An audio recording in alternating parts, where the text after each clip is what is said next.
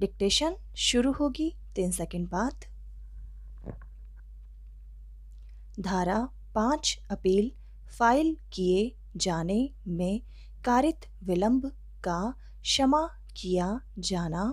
Appeal file किए जाने के प्रयोजनार्थ परिसीमा का पालन पूरी कठोरता के साथ किया जाना चाहिए और न्यायालय को साम्यपूर्ण आधारों पर परिसीमा की अवधि को विस्तारित करने की कोई शक्ति प्राप्त नहीं है यदि कारित विलंब के कारण अपर्याप्त है और न्यायालय इस निष्कर्ष पर पहुंचता है कि अपील फाइल किए जाने में सम्यक तत्परता का पालन नहीं किया गया तो परिसीमा को विस्तारित किए जाने के द्वारा विलंब को क्षमा नहीं किया जा सकता, चाहे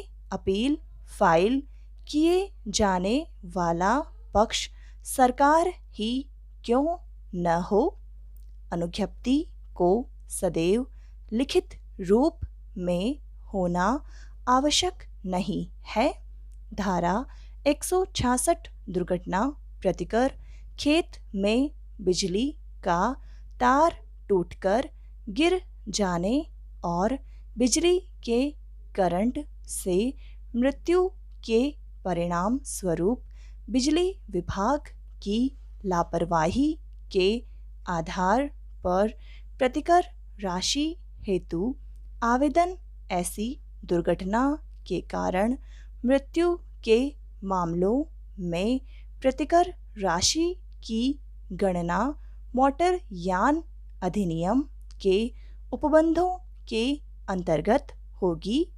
मृतक के आश्रितों को प्रेम और स्नेह की मद में प्रतिकर नहीं प्रदान किया जा सकता क्योंकि इस मद को पारस्परिक मद नहीं माना जा सकता।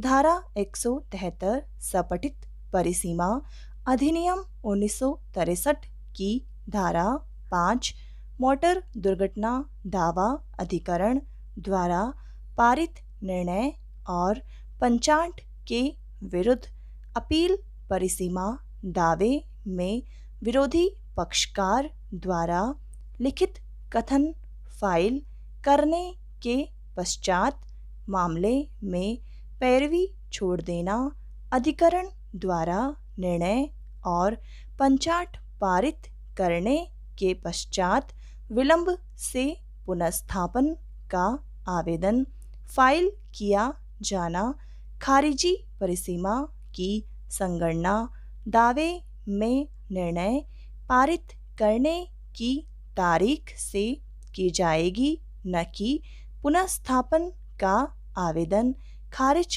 करने की तारीख से। अतः पुनर्स्थापन आवेदन की खारिजी में हस्तक्षेप नहीं किया जा सकता।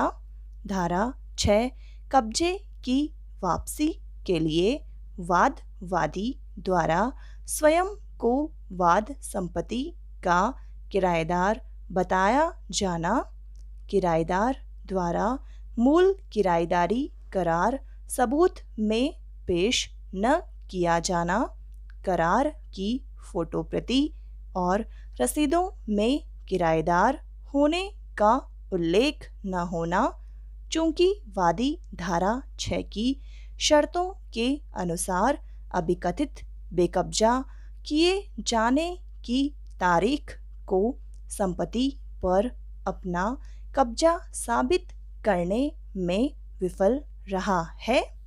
अतः न्यायालय वादी को वाद संपत्ति का कब्जा वापस नहीं दिला सकता।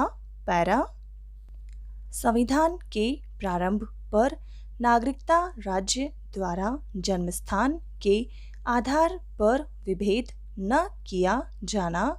भारत के संविधान के प्रारंभ पर प्रत्येक नागरिक जिसका भारत के राज्य क्षेत्र में अधिवास है या जो भारत के राज्य क्षेत्र में जन्म ले चुका था या जिसके माता या पिता में से एक भारत के राज्य क्षेत्र में जन्मा था या जो संविधान के ठीक पहले कम से कम 5 वर्ष तक भारत के राज्य क्षेत्र में मामूली तौर से निवासी रहा हो, भारत का नागरिक होगा।